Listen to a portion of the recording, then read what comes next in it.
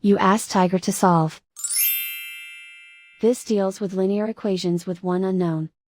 The final result is x equals 69/20. Let's solve it step by step. Group all constants on the right side of the equation. Add 2 to both sides. Simplify the arithmetic. Convert the integer into a fraction.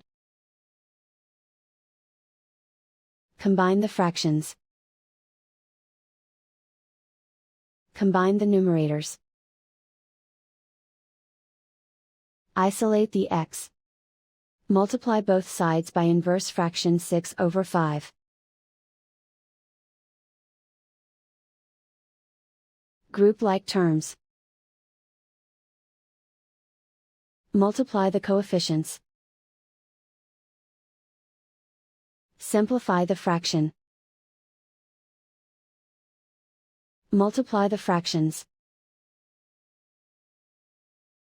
Simplify the arithmetic.